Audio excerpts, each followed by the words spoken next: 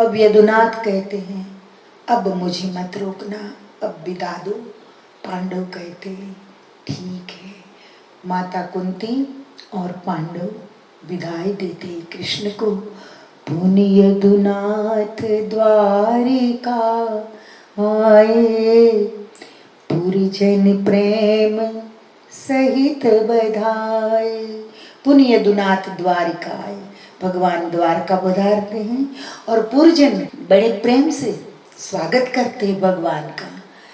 आरती करी, आरती किन्नी करी सब स्तुति, प्रभु तुम जग की दिव्य विभूति। आरती किन्नी, आरती करते भगवान की, और सब द्वारकावासी काफी समय से प्रतीक्षा कर रहे थे। कहते कि प्रभु आप तो जगत की दिव्य विभूति है। लोग कहते हैं द्वारका के, मात पिता गुरुदेव पति मित्रा, तारहु तुम भव उदधि विचित्रा, तारहु तुम भव उदधि विचित्रा। प्रभु हमारे माता पिता गुरु देव पति और मित्र सब तुम हो, हमारा सर्वस्व आप हो भगवान। जब इतनी शरणागति स्वीकार है उसकी रक्षा तो प्रभु अवश्य करते, स्वाभाविक है। तारहु तुम भव उदधि विचित्रा, ये भवसागर बहुत विचित्र है, उससे आप तारो प्रभु, हमारे पर कृपा रखो। प्रसंग आगे बढ़ रहा है, एक नई मोड़ की ओर हम जा रहे हैं। भक्त विदुर वापस पुणे आए। महाभारत का युद्ध जब शुरू होने वाला था तो विदुर ने बहुत प्रयास किया था धृतराष्ट्र को समझाने का। विदुर भक्त हृदय था, वो नहीं चाहता था परिवार में इस तरह से युद्ध हो। बहुत कोशिश की, लेकिन विदुर का धृतराष्ट्र ने अपमान कर दिया। तू दासी पुत्र हो, तेरा अधिकार क्या है बोलने का,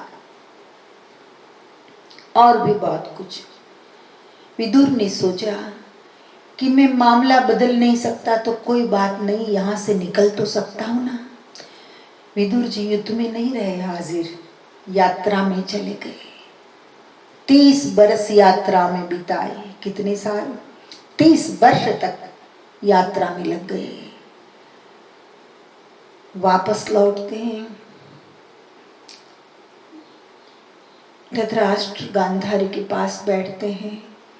अब धृतराष्ट्र विलाप करता है, प्रायश्चित करता है, लेकिन अब क्या, जब चिड़िया चुग गई खेत, फिर पछताने से क्या, अब अर्थ नहीं था कोई।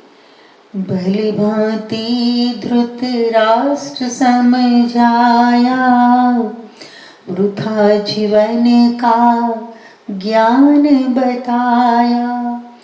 गुप्त रूप ते गांधारी संगा, सप्त स्रोत आए जह गंगा। गुप्त रूप गांधारी संगा। भली भांति धृतराष्ट्र समझाया। भक्त है ना, अपना स्वभाव नहीं छोड़ सकता। अभी भी समझ जा, अभी भी जाग जाओ धृतराष्ट्र। अब आप सब खो चुके हो, सब कुछ, 100 पुत्र गंवा चुके हो, आपका यहाँ है क्या, हार चुके हो, आपका कोई अधिकार नहीं है, आपके पास अब जीवन भी कम है। अगर आप समझो तो अब तो प्रभु भजन कर लो। अब तो थोड़ी क्षण, जितने भी जीवन के दिन बचे हैं उतने दिन आप सुधार लो।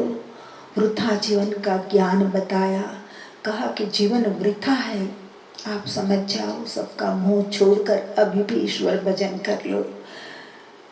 समझ गया धृतराष्ट्र। आज समझाओ, पहले समझा होता तो कितनी अच्छी बात होती।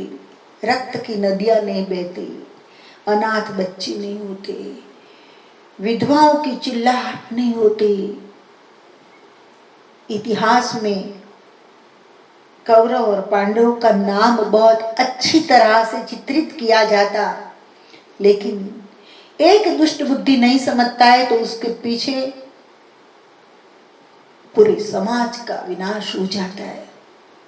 कुछ सीखना, सत्ताधारी लोगों को कुछ सीखने योग्य बात है।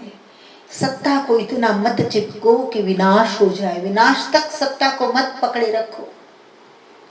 समझदारों के लिए इशारा काफी है।